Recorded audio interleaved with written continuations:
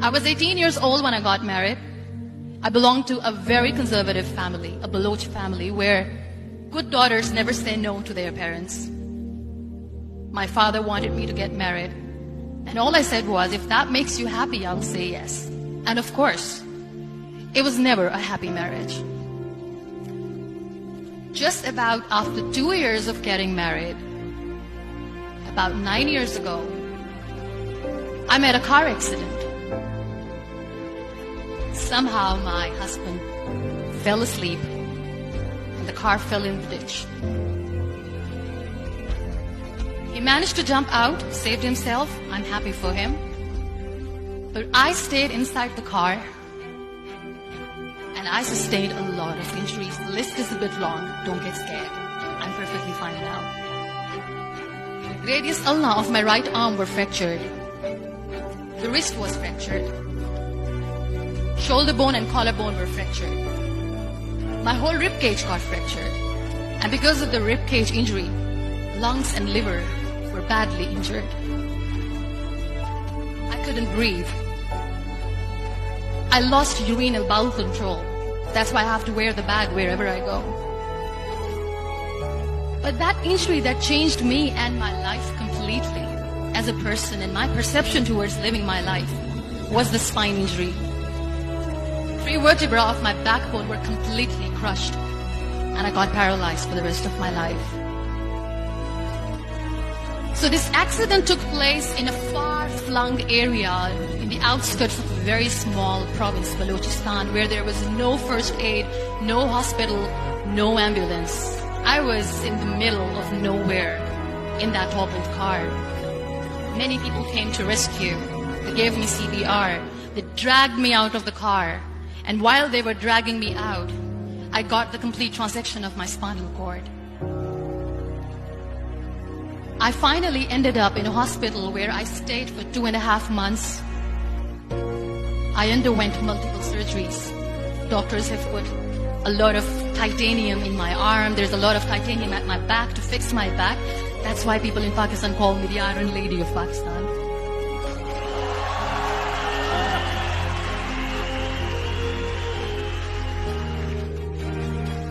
Those 2.5 months in the hospital were dreadful.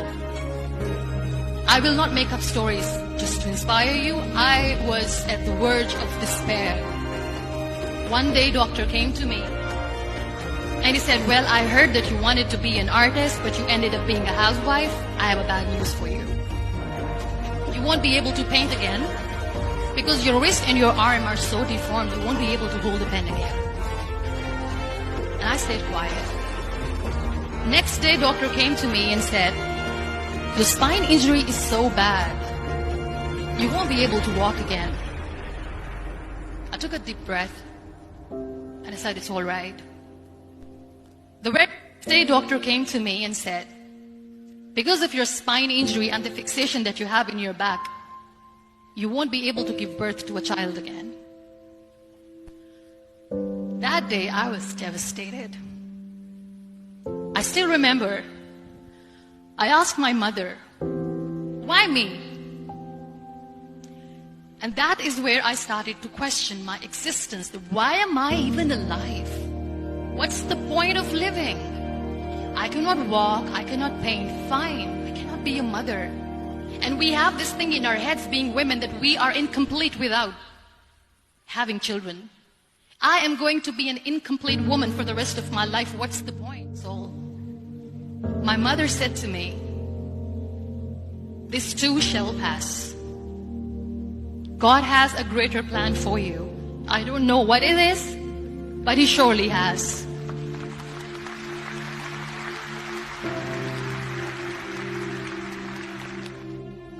So what kept me going was, one day I asked my brothers, I know I have a deformed hand, but I'm tired of looking at these white walls in the hospital and wearing these white scrubs.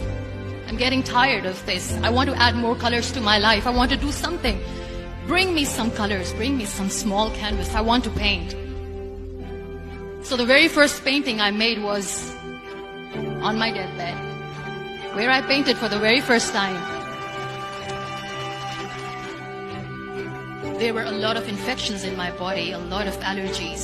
So doctors wanted me to lie down on the bed straight for not 6 months, for not 1 year, for 2 years.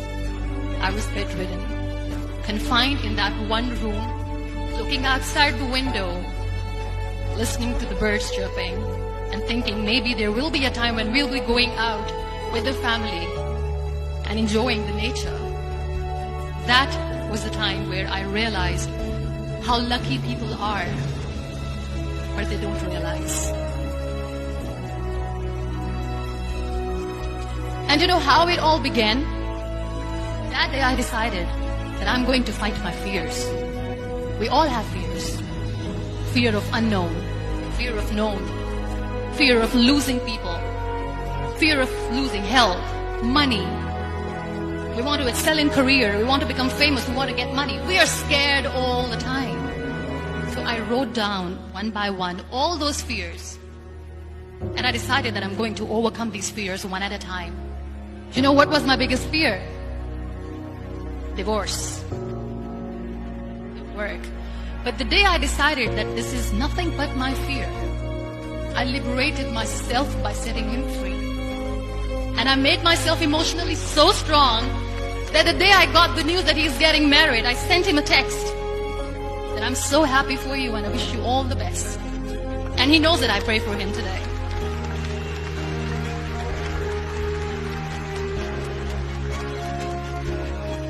My biggest fear, number 2, was I won't be able to be a mother again.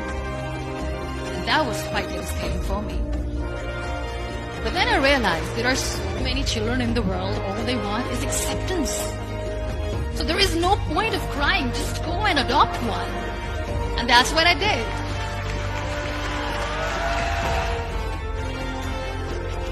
So when you accept yourself the way you are, the world recognizes you.